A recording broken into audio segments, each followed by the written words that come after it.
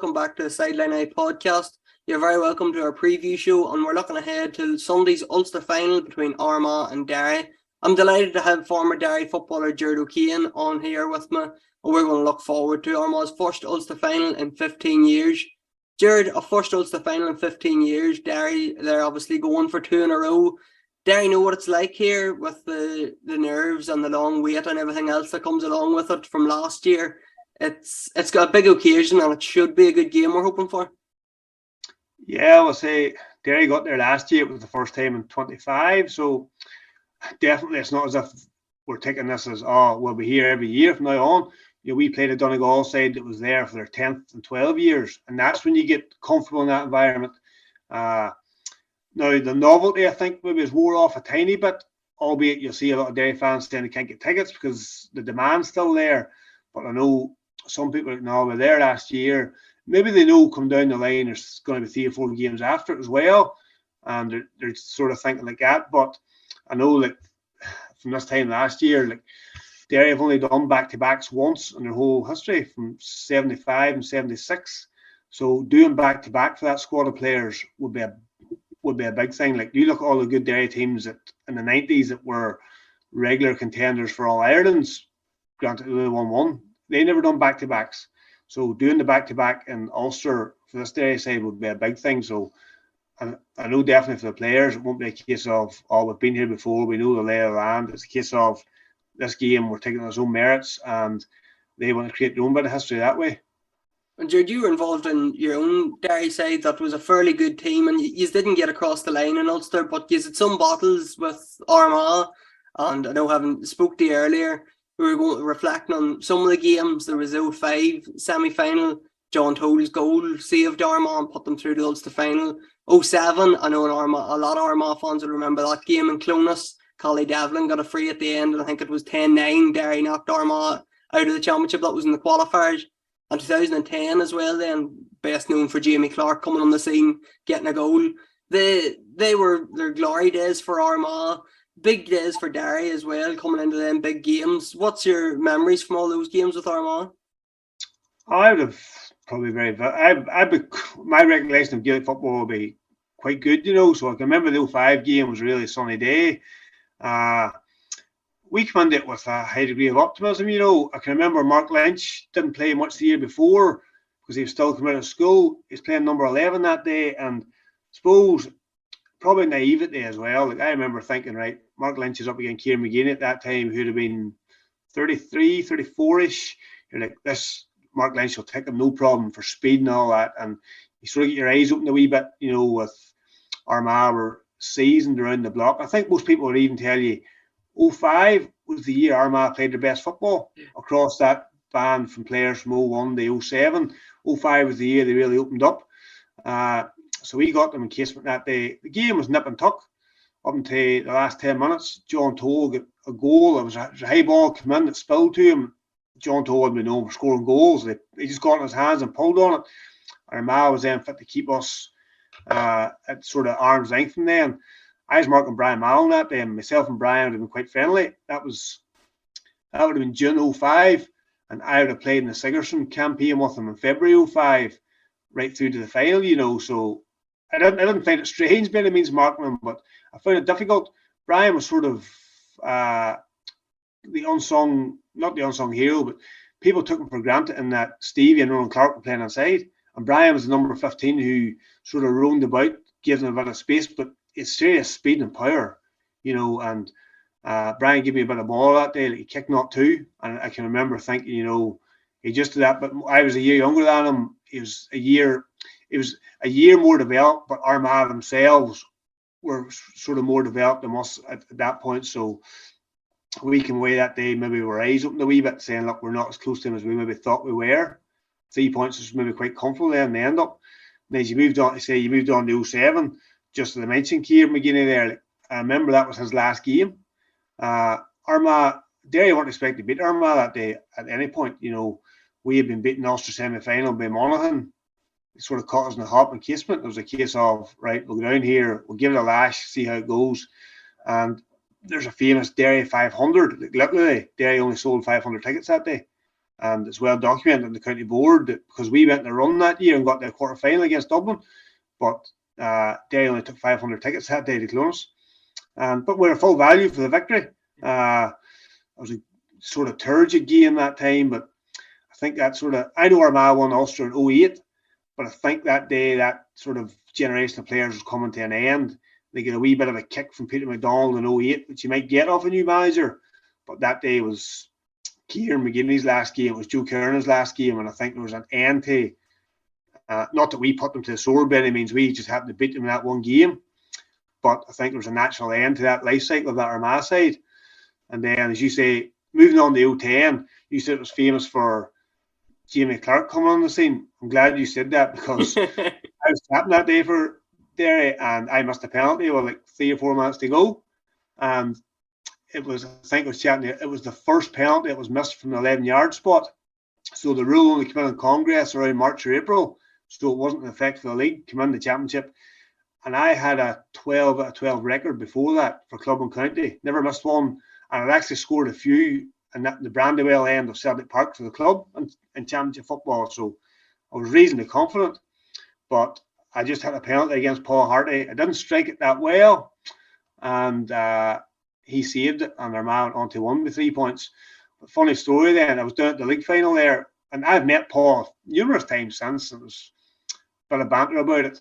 But my wee lad's 10 now, so he had no recollection of any of that. He knows that incident happened, but we were going to walk into the ground for the league final against Dublin, and I met Paul and Stephen Kiernan and some other lad from Cross coming the other way, and Harty just shouted, it was the other side of the street, and he just shouted across, I hope there's no penalties today. And he laughed and I laughed, and my wee boy's like, who's that? What he mean? That's it, son. Never worry about it. Don't lie to them. Them boys talk nonsense. But then I get my wee lad dropped off to his seat, and I had a premium level ticket and I back up. Sure, I wasn't sitting in the same row as Paul and Stephen then, so I not laugh about it. But say 2010 was a low point for me personally, in that you're putting maybe a bit of pressure on yourself that you shouldn't be in captain, and missing the penalty was a big thing. But look, it happens, and I suppose you get over it then. Just thinking back to that 05 game, Gerard, you wore red and Armagh wore orange, didn't you? Was there not a colour clash there? Not that I can remember. I don't know whether any team refused to change, or I'm not sure what, because my father would have been county chairman at the time as well, so I'd have been well versed in all the behind the scenes stuff, as all that sort of thing. So I don't know what the idea behind that was, because in 2010, the one where I missed a penalty, we wore white and Armagh wore orange. In 2011, which you didn't mention because we beat Armagh that day, we wore white. That's white from the memory, Gerard, that game. Yeah. So funny, I was before that game. I know that Derry beat Armagh well that day, and we went on to the Ulster Final. I didn't tug out because I sustained an injury in the club game. We had been in Dunboyne House in County Meath for a training weekend 2 weeks before it. And I don't know how, as players, we just turn up, rock up, go to the training weekend. Armagh was in the same hotel the same weekend. Now, it turned out to be quite a big hotel. So we only really came across them in the foyer. But it just was strange that we were playing these guys in 2 weeks.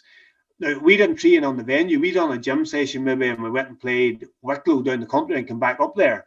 But we then went for dinner, and this was 2 weeks before the game, went for a few pints. After dinner, John Brennan said, look, lads, do no harm, go out together. But a few pints then, and it leads to a few more and a few more. And there's, I wouldn't say it's an infamous incident, but we come back to a nightclub and there was a wedding happening and all this sort of stuff. This went on to 3, 4 in the morning. We came down to the reception the next morning, and all their Armagh boys was there in their flip-flops and their gym gear and stuff. And I'm sure that, I don't know if it lulled them under a false sense of security, but there was an incident happened at the hotel that night as well. I'll not say who was involved or what happened. I'll just say there was a nightclub, there was a wedding, there was a football team, and word got round then that the Armagh boys and they're handling a wedding down in Dunboyne, and we were happy to let the story go on that way. But the two of us played in Clones 2 weeks later. I think they won that game by 8 or 9 points maybe, and they were full value for it. So, I'm not saying we were right and they were wrong, but it was just a funny scenario, the way the two teams approached the training weekend in terms of what benefit in terms of bonding and training and all that sort of stuff. But it's a good story 10 years later. It's funny how it all works out, and I suppose, Gerard, you're talking about them clashes between Armagh and Derry, a couple of clashes in the space of 5 or 6 years. These two teams haven't met as often. Probably the championship clash in 2020 is the most recent game. Even the leagues, McKenna Cup, there hasn't been that many games between these sides. That 2020 clash was Rory Gallagher's first as manager. Armagh won it. It was the year of COVID, of course. It was in Celtic Park behind closed doors. Armagh won by 2 points. But that unfamiliarity that both teams will have, it's maybe strange in Ulster because it feels like Armagh have played everybody else regularly apart from Derry. So these two teams, they maybe don't really know what they're going to face when they come up against each other. Yeah, that game it was October 2020, and Conor Glass had just come off a flight from Australia at the time. Gallagher took over the November previous or September previous, so he'd been in post a year, but he only had like 4 league games under his belt in March time when COVID stopped. Yeah. And then everything stopped completely for 6 months, and they were just right. You have 2 weeks training, you're in the championship. So Gallagher always says, but that break gave him a chance to speak to players a lot. The players all get home gyms done, all that sort of stuff. Even in that 12-month period, Derry came out physically a completely different side. Yeah. And I know that the game was a draw, come up to the closing stages, and Armagh kept a couple of very good points. But barring that game, I know Gallagher always says that year that they didn't have football, but he was still manager, gave him a chance to really develop the Derry players, hammer home to them, you need to develop physically, and like all the Derry lads have. I know at the time it was disappointing for them, but I suppose you take any perspective. I think if you look now, he gave a fair few boys debuts that day that are now mainstays in the team. Conor Glass has only been back off a play in 3 or 4 weeks, and I suppose he fired him in, and Glass was just finding his feet 3 years on. Now look at him. So Derry have definitely and COVID was a strange time for everybody playing football. And I wouldn't say it disparagingly, but you had Tipperary won in Munster against the odds. You Cavan won in Ulster.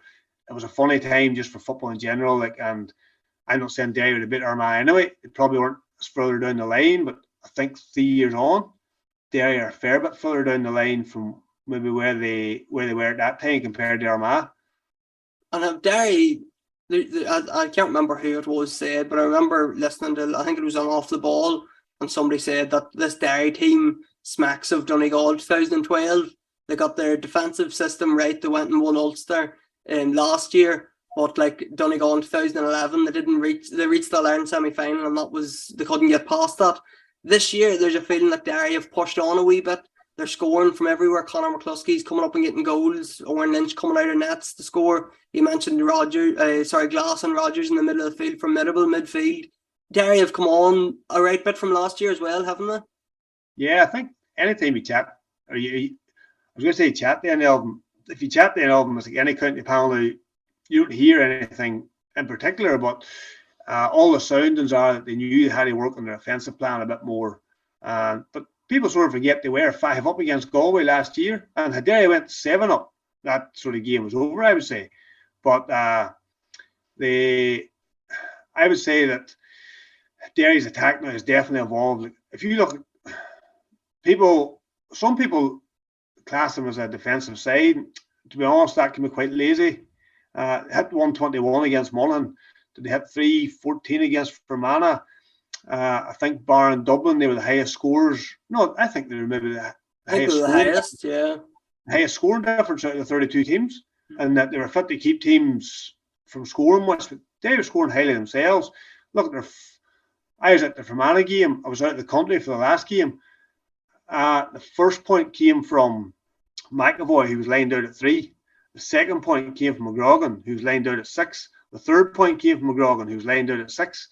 And into the bargain, Owen Lynch scored that day. Conor Glass scored in the first half. That's without Shane McGuigan. He had his 1-6 or 1-7 that day. But definitely, look at the last game. Conor McCluskey, who wouldn't be known as a scorer, but I think he's been encouraged more. He has the pace to get up the field, but he needs to be just something at the end of it. He actually came up the field against Monaghan last year in Armagh in the semi-final, missed the 1-on-1 v Began. I don't know if people really remember it, but I think he's surprised he found himself there. But I think it was definitely a tactic where Derry wanted to isolate him against McManus because he had him for pace. And if you get him 1-on-1, he's hard to stop. He's like a rocket going up the field. So if he adds on a score to the end of it, all well and good. So they are scoring from all different angles this year. But they definitely commit so many men to the attack. So, my thinking, the theory is, if a team is playing 10 men behind the ball and you only attack with 6 men, your 6 forwards plus 1 midfielder, that means you're leaving 3 of their men free to either double up, cover space. So if a team plays 10 men behind the ball, but you attack with 10 or 11 men, it means every one of their defenders has to occupy every one of your attackers. And that's saying you can create one-on-one scenarios, create spaces in the pocket. It means that teams can't defend zonally because, God, there you have 12 men attack you. We have to pick up everybody. And I think that's the idea behind it. And certainly a novel way of looking at it, but if you break it down, it looks quite simple. Rather than giving 3 men to cover space, if you push up 3 more men, it means that they have to start marking men too. And it means that you can get your marquee forward still 1-on-1 because he can't be doubled up on because everyone else has been marked. I think that's probably the big thing about the goalkeeper coming out in Armagh. Done it to great effect last year. Obviously, I'd mentioned Lynch coming out. He scored again for Monaghan from play. Scored again Monaghan from play. That extra man, just that the goalkeeper provides, you can't. It's very hard to mark the goalkeeper coming forward. And Ethan has obviously gotten the score sheet for Armagh, but he's more of a link man. He's the man that's driving the ball in till, say, Andrew Murn or whoever picking that pass. So the goalkeepers, we could maybe see them picking up each other on different occasions or coming up the field at different times. So that's going to be an interesting dynamic that both goalkeepers are going to come out the field. Yeah, the goalkeeping battle will be really interesting the weekend. Derry have got very brave with Lynch, and it's all coming from Gallagher too. You can hear it in the sideline every time there's an opposition kick out. He picks a certain spot. So against Fermanagh, he picked the 45 in front of the tunnel at the stand side, and he stood in that pocket, and he was right up along the half-forward line. He wasn't standing in midfield, he was beyond the midfield, and he picked that pocket, and it meant Armagh were having to go, or Fermanagh had to go the other side, and it was sort of forcing them then to kick on top of Conor Glass and forcing them to kick on top of Brendan Rodgers. Now, Rodgers isn't a massive fielder in the way Glass is, but he can get up and break a ball and put it 20 yards back down on top of you. So, and Rafferty will do the same on the other side. Against Mayo in the last league game, Armagh, Rafferty caught the last kick out and set up the last score where the game was a draw. Again, Armagh has been very brave in their kickouts and they use it to good effect. But if you look at Derry last year, Derry got caught against Galway with a late goal where Lynch was up the field. Conor Glass got turned over and people were blaming Lynch for it. Glass probably shouldn't have got turned over when he did. So, you take that gamble and that's what sort of happens. But Kieran McGee himself would say he was probably an innovator in that regard because I'd be good mates with Paul Courtney from Ballyhagan through university. And I can remember the shock watching Armagh and him playing nets one day. And it was just like, where did he pull this one out of? But that was his thinking 6-7 years ago, and you can see how it has evolved. And I think Sunday's going to be really interesting with both goalkeepers. As you say, Rafferty's a great left foot on him. And he can ping passes into the forward line. He can set up scores, probably more so than Lynchy, but Lynchy does create ball when he's out the field for teams. And the Derry defence, Jared, we'll get on to the matchups in a minute, but just on their full back line and their concession of goals, I think it's 8 in the last 3-4 goals against Dublin, 2 against Fermanagh and 2 against Monaghan. That's obviously a concern, I would believe, heading into the game for Derry, while Armagh are coming off the back of scoring 4 of their own. So I'd imagine Armagh are going to target that they're going to, if they're getting goal chances, they have to take them because goals are going to be crucial on Sunday. Yeah, they probably will. I suppose we really break it down into nitty-gritty, but Derry conceded 4 against Dublin. Could have been 8 or 9 now, I'll be fair. But there was no Christian McKaigue or Rowan McAvoy that day. So Conor McCluskey had to go in and play full back against Conor O'Callaghan. It's not a role they were suited to. And really, O'Callaghan had too much power for him. So if Christian McKaigue came in there, I'm not saying he'd have kept O'Callaghan completely scoreless, because it's impossible to do, because he's that good. But Christie would have sold him up as best as he probably can. McAvoy in there would have been a difference too. The Fermanagh game, both of Fermanagh's goals was actually shots that a block get on, a tip, and it spun. So Derry probably weren't set for the ball coming in the high ball the way it did. Now, Armagh will pump long ball in more so than Fermanagh didn't put the long ball in. Both of them were shots, a half block, spun, bit of ping pong. But I think Armagh will try to fire the high ball in. And that day against Dublin, it was Doc Glass that went off, and he plays a great role there too. He went off against Fermanagh that day, and the same thing happened. So, and given Armagh's physicality and around the forward line, and what happened in the semi-final against Down, and they get joy from it, I can see Armagh using that tactic. And look, I would be involved in a bit of coaching myself. I'm actually a real lover of that tactic, in terms of, if you kick 10 and the law of averages tells you your forwards are 1-3 of them out of 10, and something will come off, a goal or a score will come off 1 of 3 or 2 of the 3 at least, because having played full back long enough, it causes panic, and only takes the full back and the keeper to miss one, and it sows a seed of doubt and all that sort of stuff.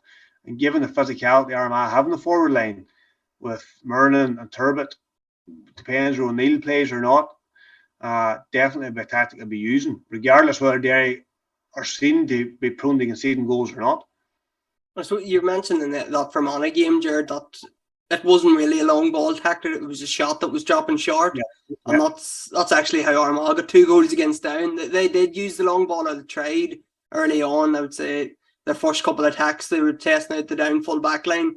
Didn't work. They got turned over a couple of times, and then Shane McPartlin had a shot and it dropped short. Andrew Murnan punched it to the net, and the same in the second half. Rian O'Neill had a shot and Kieran Mackin punched it to the net.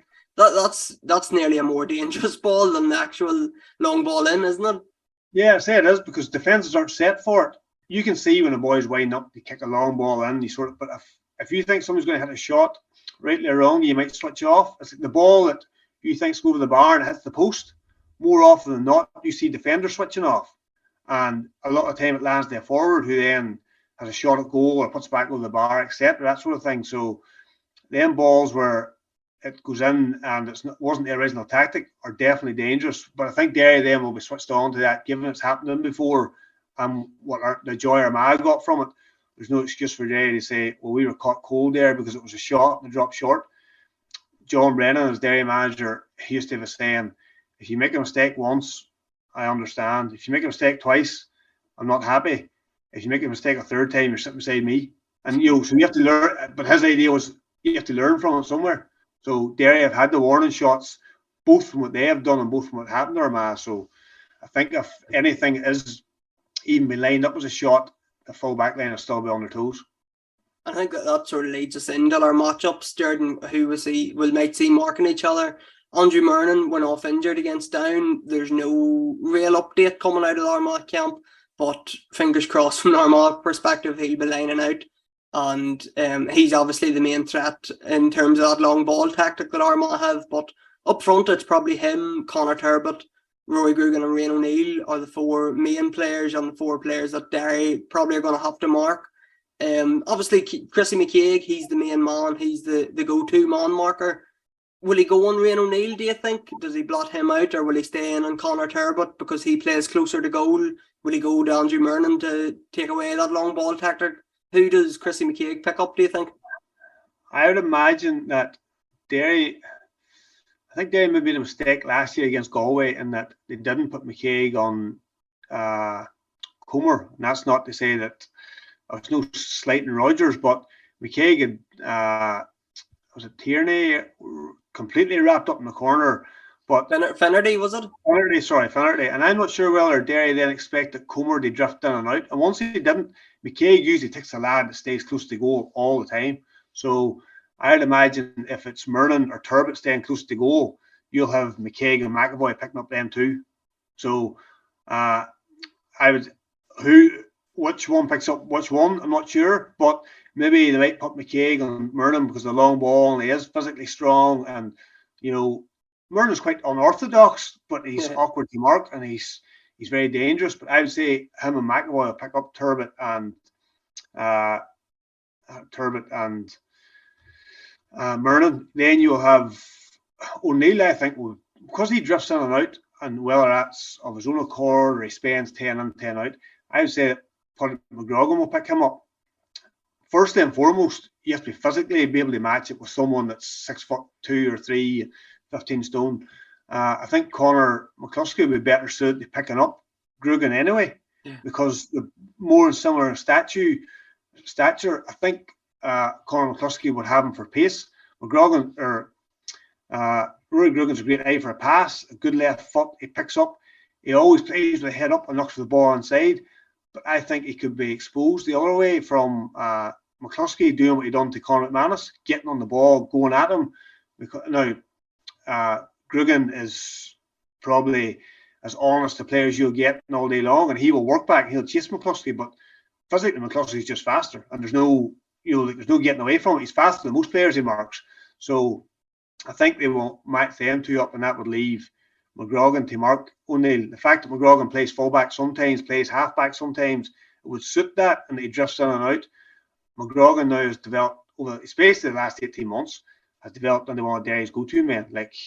And he has maybe been Derry's most consistent player over the last 18 months. And you talk about taking a dog to war, that little expression, he's definitely one of them boys. But he kicked 2 points against Monaghan. He kicked 2 again for Manners. He can do both ends of the stick. He can play football. And I would say he'd be the boy that they might put in O'Neill. And the midfield battle is going to be crucial, Gerard. It's going to be massive and really interesting. I suppose against Down, Armagh, Down conceded the kickouts. Armagh were happy enough to go short if they were getting that option. While the press, the Down kickouts, now the kickout press wasn't great, especially in the first half. Now Kane got a few shots away, but Armagh physically felt that they could overpower Down in the middle of the field with Creeley, Mackin, Charlie O'Burns, Shane McParland, Rian O'Neill all around that area.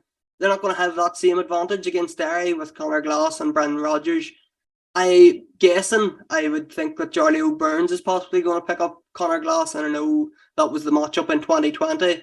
Brendan Rodgers possibly with Shane McParland. If he starts, where does that leave Ben Creeley? I'm not sure. Even off injured against Down, not sure if he's fit. So midfield is going to be massive, isn't it? Yeah, well, Armagh probably have more options in that sector, but maybe to their detriment, they're not maybe as settled. I couldn't tell you who Armagh's middle eight is, and I say you'll have baller until you see it, who the middle eight's going to be, because you look at Ben Creeley, he carried a knock off the last day as well. Yeah. He might be fit anyway. The other Mackin brother, there's Connor and Conair, is it? Kieran was half back. So and then you look at Charlie O'Burns plays 7, where 7 plays midfield sometimes, or vice versa.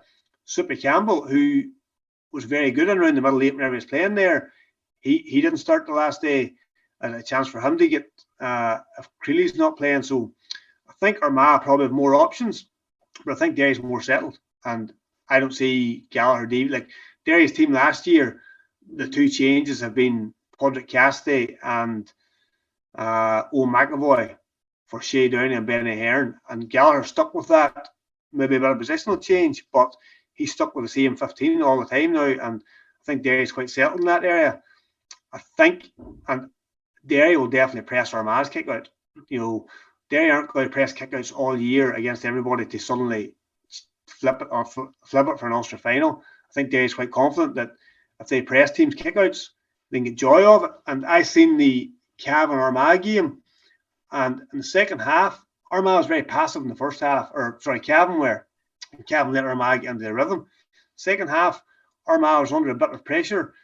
That Cavan pressed them. Now I know it was a wet night, it's harder to get out, but Armagh were under pressure at the time, and Greg McCabe scored a breakaway point where the kick out went that long, somebody flicked it on.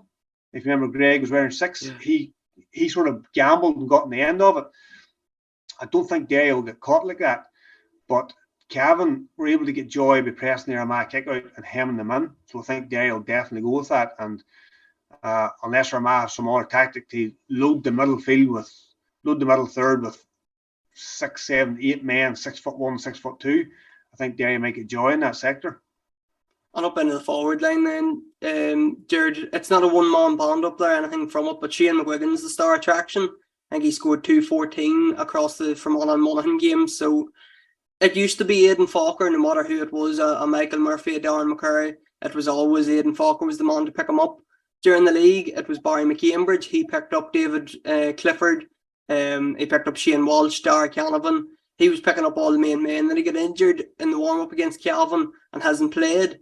So I'm not sure if he's available. I would imagine it would be him and Shane McGuigan, if not possibly Aidan Falker. But apart from McGuigan, I suppose who should Armagh be looking out for up there? And as we've discussed, Derry can score from everywhere. So there's a lot of players that Armagh have to watch. Yeah, well, I stopped for a bite to eat on the way home from the Fermanagh game, and I was chatting to a couple of guys from Derry, and they were sort of a bit, Derry need to get Shane McGuigan more help, and if they get more scores. And I said, look, I only happened to see it or hear it on the radio and that hour after the game. Derry had 11 different scores versus Fermanagh, the 10 against Monaghan. So whether Shane scores 1-5 or 1-6 or not, they're still chipping in 9 different scores, which is at least 9 more points. Some of them guys are getting goals. So, likes of Paul Cassidy, again this year, he's been exceptional. He had a good league final when Derry didn't play well. Very good against Fermanagh, very good against Monaghan. He kicked 2 early points the last day out. And that's a score from the half-forward line, which you don't usually get in Gaelic as much nowadays. But their whole forward 8 or 4, like Christy McKay is nearly the only player that doesn't attack. They just keep Christy back, keep him close to goal. But I know Shane's up there and Shane's your star attraction, but if you don't have the bodies in around him to either drag all their men away or get the scores, Derry will bother scoring. And I think Paul Cassidy's been definitely the one player that's sort of helping this year. Lachlan Murray, he came on in the All-Ireland semi-final last year, got a couple of points, but he hasn't really got much game time this year. He could be a surprise inclusion somewhere along the line. He came on against Dublin that night in Celtic Park and played well, same as Ben McCarron.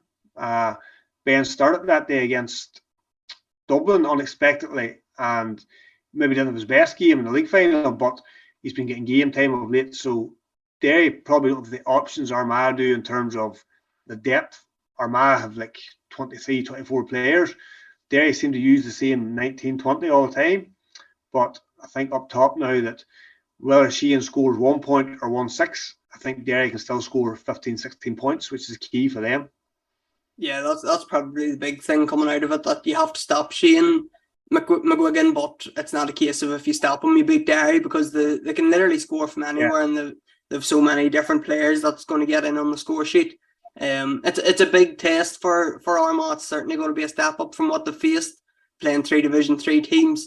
Derry obviously going for 2 in a row. Gerard, Armagh, hopefully, I hear Ashley McConville on the GA Social, he reckons Armagh need this and want it more, so that's going to get them over the line. How do you think it's going? How do you see coming out on top here?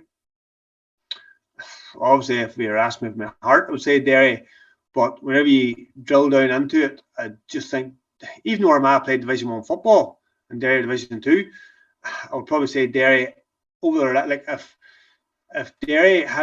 Armagh had have come through, I know they played 3 Division 3 sides and Derry played Fermanagh, but bearing in mind Monaghan beat Tyrone and what Derry done to Monaghan. If Armagh had beat Monaghan the same way Derry done it, Armagh, people were saying Armagh has to be favourites here. Look what they've done against Monaghan. So from that alone, from what I've seen in the last 2 weeks, I would say Derry are in better form. But then, Armagh can come in, and if Armagh were to win by 2 or 3 points, I wouldn't be overly surprised.